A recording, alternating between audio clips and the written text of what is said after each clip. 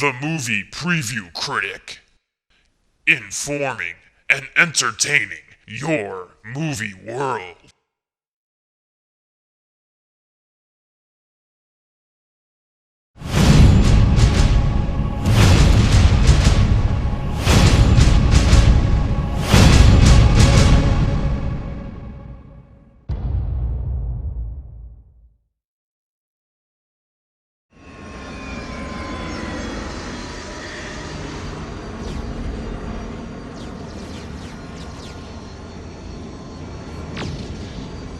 And with that, in 1986, watching the first Terminator in my living room at age 10, my imagination was burning like a California wildfire. Even though it was only like a minute long, these images were awesomely original and teasing. It was a taste, a promise of more to come. Now, 25 years after it's released, and 23 years after it became a fanboy obsession for me, we get our fantasies realized. For 2 sequels, we've been waiting for more of the post-apocalyptic future of the Terminator world. Now, for a full 2 hours, we're going to experience the nightmare reality that Skynet created. But like the saying goes, be careful what you wish for.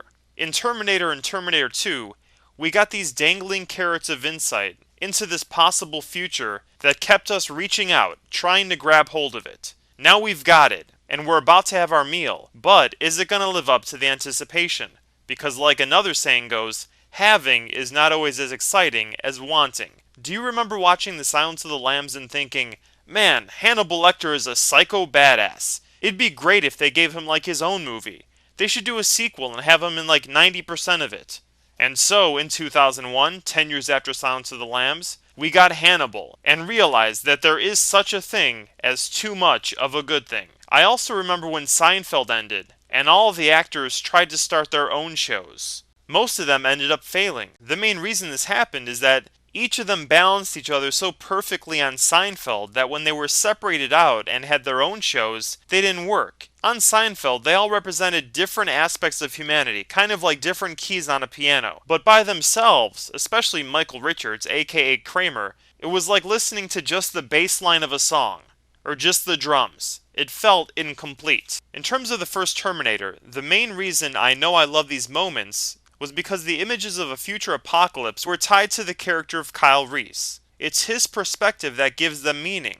In Terminator 2, the flash forwards are from the point of view of Sarah Connor. It's her fear that gives these destructive glimpses meaning. The lesson Terminator Salvation needs to learn and be aware of is that it not get caught up in all the special effects. Yes, I know, it's 2009, and the imagination of the Terminator universe finally has a chance to be fully realized. But let's make sure that we, the audience, aren't fooled by a movie that's similar to the T-800. Something that looks human, but has no soul. This is a story that deals with the end of humanity, an apocalypse created by machines, created by us. It's a story vehicle that allows us to navigate through a lot of different ideas about who we are, what we create, and what it means to experience the depths of our will to survive. So let's not bullshit ourselves. Terminator 1 and 2 are stuck in our pop culture consciousness because we connect with the people that are in them. With Sarah, John, Kyle Reese, and yes, Arnold Schwarzenegger as the T-800, especially in the second movie. If you doubt that it's the people that are connecting us, and it's just the technology and the effects with the metal endoskeleton and the different explosions and the T-1000 with the liquid metal, then what happened in Terminator 3, Rise of the Machines? It's got Arnold, it's got a lot more Skynet, and it even has a hottie Terminator. So why didn't it hold up to the level of quality as the first 2 movies? Because the character connection wasn't there. In terms of Terminator Salvation, let's talk about who the creative team is that's bringing this to life, starting with the director. As we know, T1 and T2 were written and directed by James Cameron. Since he's the one who thought of this whole idea, he's able to have the vision from its birth to its realization. Here, for this installment, the director is Mick G. Now let's just get past his name. If we're okay with calling people 50 Cent, J-Lo, P. Diddy, Tupac, Biggie, then Mick G is no big deal. We all know he's the director of Charlie's Angels 1 and 2. He's also a pretty prolific producer on TV. He's done The OC, Chuck, and Supernatural. So he definitely has a lot of experience behind the camera and behind the business desk of storytelling. He knows how to make commercial hits on the big screen and small screen. But does he have what it takes to make a Terminator movie? The technical skills are definitely there. He can work with actors, direct a crew, and guide a sea of filmmaking professionals towards a finished product, with a deadline approaching and a budget. But does he have the story vision? A film is basically a series of scenes that, when combined, create a larger overall story. Within these scenes, there's moment-to-moment character interactions and subtextual exchanges, which create a journey of personal growth second by second. The director is like a conductor, but he's only as good as the music that he has to play. So let's take a look at who's written this sheet music, this visual action symphony of moving images.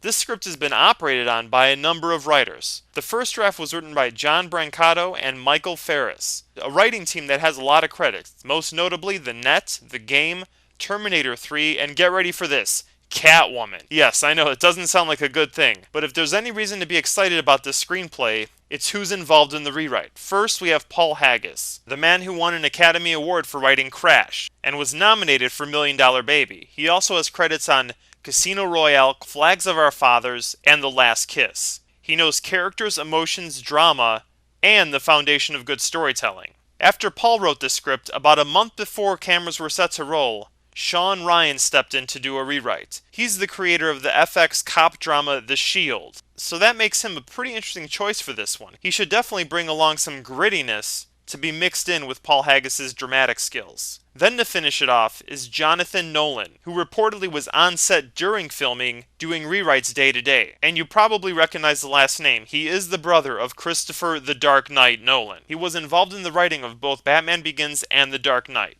So he definitely has skills and creativity when it comes to creating action sequences, story twists, and incorporating themes. But what does that mean that he was on set doing rewrites? I'd feel a little bit better about this movie if the script was locked down and ready to go as cameras rolled, not having rewrites a month before and then during filming. So even though there's a lot of writing talent here, let's issue warning sign number 9. There are more than 2 writers involved. Now why is that a warning sign? Because of vision. Imagine a timeout during a basketball or football game, and on the sidelines there's like 3 or 4 coaches each calling their own play. Which one do the players listen to? Or if an architect designs a building and then 3 or 4 other architects after him just start messing around with the rooms. They don't erase the whole thing and start from the foundation. They just decide to make little changes here and there. They don't take the whole structure into consideration, which could lead to some things falling apart later. On top of that, add in a director who isn't a writer by nature, and you get a movie that could be a mismatch of great ideas that doesn't necessarily gel together. T1 and T2 work well because the vision is focused by a writer-director.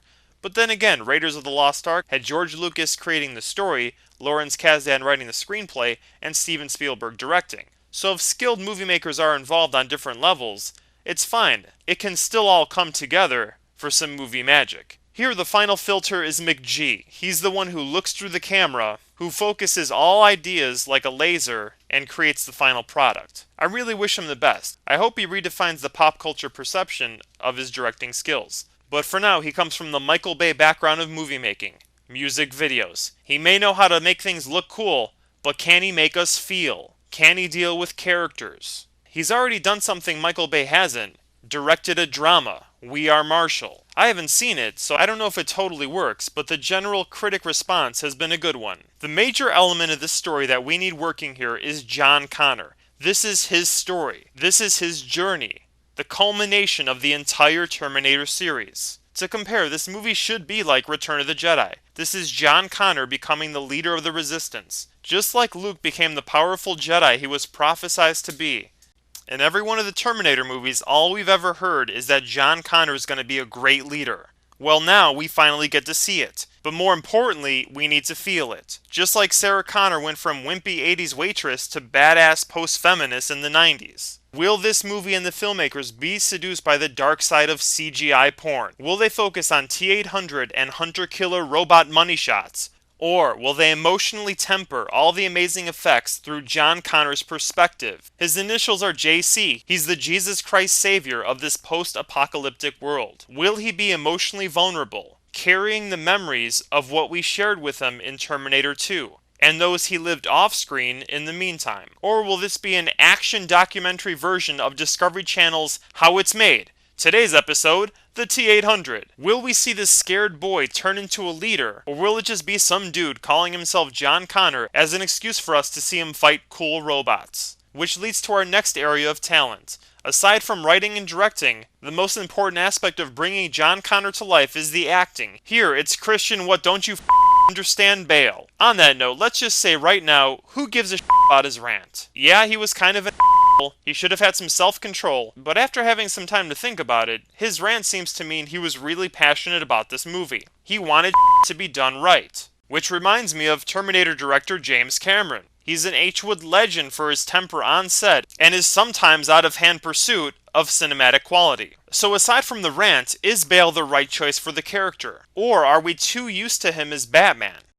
Bale can obviously act, meaning creating a character, not just starring on screen as a celebrity. He's a different person in American Psycho than he is in The Prestige, than he is in The Machinist. But here, has he taken the John Connor from the past and morphed him into the John Connor of the now? The major problem for me in terms of John Connor as a character is Terminator 3. Nick Stahl as JC just didn't work for me. And to go from that John Connor in 2004 to this John Connor in 2018 is like going from Bruce Banner to the Hulk. For all the problems of T3, I did really like the ending and how Judgment Day unfolded. So thankfully it seems like this movie is part of the continuity that was established in Part 3. Except that the actors have changed. Catherine Brewster was played by Claire Danes in the third one. She's now played by Bryce Dallas Howard, who you might remember as M. Night Shyamalan's The Lady in the Water. And Kyle Reese is now played by Anton Yelchin, aka Charlie Bartlett or Chekhov from Star Trek The Reboot Prequel Sequel. Wow, does he have a great agent or what? 2 blockbuster movies in the same year in the same month. Overall, it's not a bad set of actors here. So let's figure out what the story's about. Well, we know it picks up 14 years after John and Kate were tricked into being trapped in a mountain base in the third movie. So based on the preview here, the story goes something like this. John Connor is an up-and-coming soldier fighting with the Resistance, organizing pockets of surviving humanity that are trying to reclaim their world. Some guy, only able to remember bits of his life, named Marcus, shows up. John Connor eventually discovers he's a prototype for the T-800 infiltration unit. This confirms John's suspicion that Skynet has been rounding up people to experiment on in creating a cyborg. It's then decided that the Resistance must attack Skynet's production center of the T-800 in order to stop this new advanced and deadly threat. In the end, the good guy prototype T-800 helps John and the Resistance win the battle, but not the war. Because here, it's 2018, and Terminator 1 and 2 both flash forward to 2029 as the year Skynet sends the assassins back to kill its enemies in time. Because at that point, the war is almost over and the humans are winning. So there's still 11 years to cover in terms of the story, which means at least 2 more movies. Expect an ending here that's very open for a sequel. Which means John Connor here will become the leader, which means in Part 5 we'll see him officially acting as the head of the Resistance, and then in Part 6, the conclusion, he'll send Kyle Reese and the Arnold T-800 Terminator back in the past to complete the story loop. Expect Part 5 in 2011 and Part 6 in 2013. Based on this information, let's issue a few warning signs here. Number 3, the preview is mainly focusing only on genre. It kind of should do this because genre is definitely one of the major reasons we go to the movies. And in this case, we want sci-fi, action, awesome robot CGI. But here it seems to be selling us a little bit too hard on the fact that it has awesome effects. Warning sign number 18, there's no mention of from the director of. In this case, it's McG, and he has at least 2 blockbusters under his belt, Charlie's Angels 1 and 2. But if that was advertised, would that help or hurt their perception of this movie? Warning sign number 41, the director doesn't have an impressive resume, especially when it comes to being in charge of a Terminator movie. Yes, McG's done Charlie's Angels 1 and 2, and he's done a drama, and a few other decent movies, but nothing on this scale, and nothing with this much fan anticipation behind it. Overall, the robots and ships and effects here look very nice. Again, it's the future, the war we always wanted to see. But if the characters aren't pulled off, this will end up being a movie that we forget about. And I kind of wish that they would stop the references and homages to the other movies, especially with the dialogue. Come with me if you want to live. How about letting this movie create its own memorable quotes? Because if you focus too much on homages, it can become a hindrance to the reality of the story. Also, the tone of this future is different from the one that was established in the flash forwards in the first 2 films.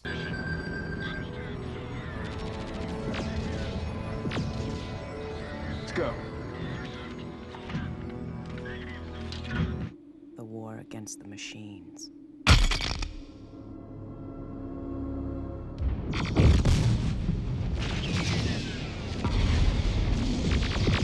granted, those scenes were both filmed at night, and a lot of what's here in the preview is done during the day, but I'd have to say that those glimpses in part 1 and 2, to me, look more interesting than what we see here. It would have been nice to keep a little bit of that tone, but then again, if you're a director coming in to start what probably will become a trilogy, you want to establish your own trademark in terms of vision and style. So it's understandable, but I don't know if it's right. Which leads into the next area, the score. If you go back and rewatch the first two films, especially the original, you realize that this soundtrack really added a lot to the movie's characters and tone.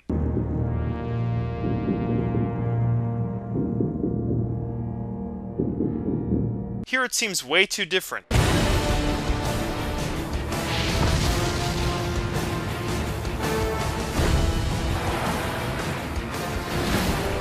At the end, when the title shows up, we get the famous Terminator title music, but during the rest of the preview, the score doesn't feel like it belongs in the Terminator universe. When watching this movie, the novelty of seeing T-800s and other robots shooting up the future will last only for so long, if we don't care about the people that they're trying to terminate. In a movie about the war to save humanity, let's hope that the characters are three-dimensional. Let's hope this movie realizes it's another chapter in the story of John Connor and his journey. One of my favorite moments and surprises while I watched Terminator 2 was that I found myself actually sad when the T-800 lowered himself into the molten pit at the end. How did James Cameron make us emotionally connect with a character that's incapable of being emotional by giving him a relationship with a human?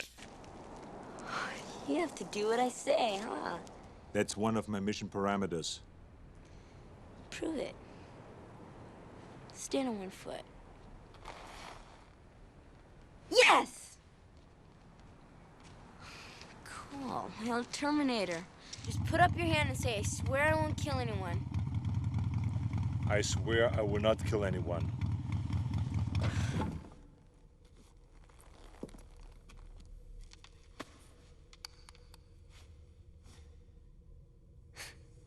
That's definitely you. I see her crying sometimes. She denies it totally, of course, like she got something stuck in her eye.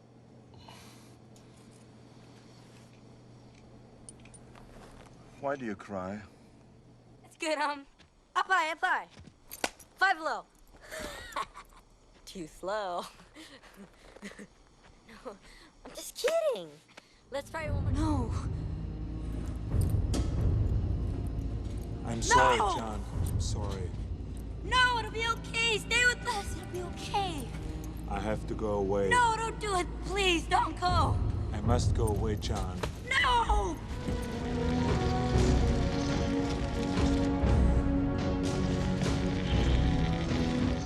In Terminator Salvation, if John Connor doesn't have someone to talk to reveal his inner fears and emotions to, because that's the way he reveals them to us, the audience, then we're not going to connect and this movie's going to feel very distant to us. This preview's focusing a lot on these motorcycles that can drive themselves and these oversized robots that are grabbing humans. It's nice, but it's not the most important thing about the story. From the preview, it looks like Marcus, the Pinocchio Johnny 5 Terminator that doesn't have a memory, is the one character with an obvious journey here. It looks like he's going to start in one place as a person and end up in another. John Connor worries me, especially because of this clip. You and me, we've been at war since before either of us even existed.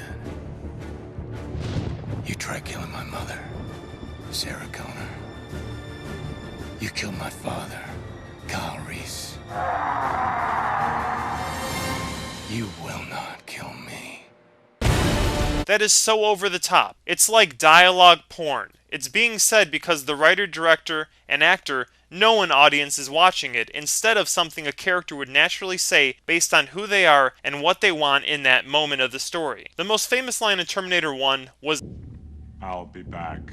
the most famous line in Terminator 2, And if you want to shine them on, it's hasta la vista, baby. Hasta la vista, baby.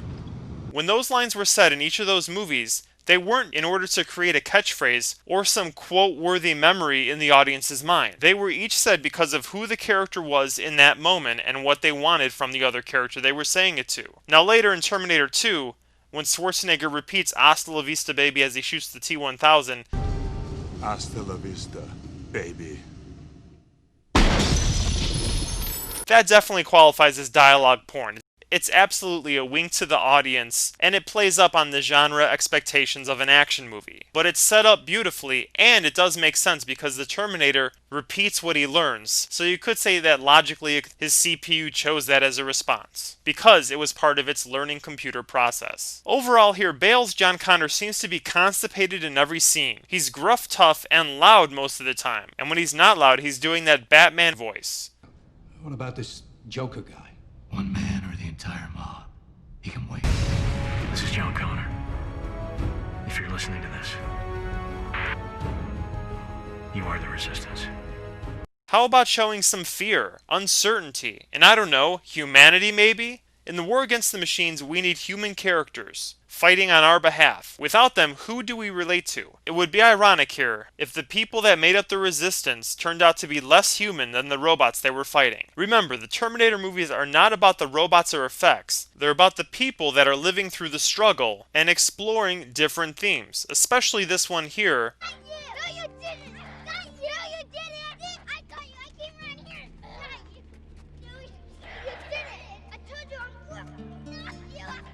We're not gonna make it, are we?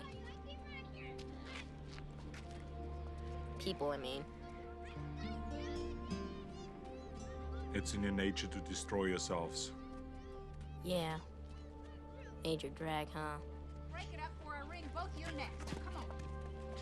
It's Terminator Salvation's duty to build upon this established franchise theme, to continue to explore it, because what's the point of fighting to survive if we're just going to find another way to destroy ourselves eventually? But you might be saying that these big ideas just slow down the action, right? Science fiction used to be about characters and ideas first, and effects last. Now, the first two are the ones that are expendable. For me, this movie is a cinematic dream come true. I finally get to see the war with the machines.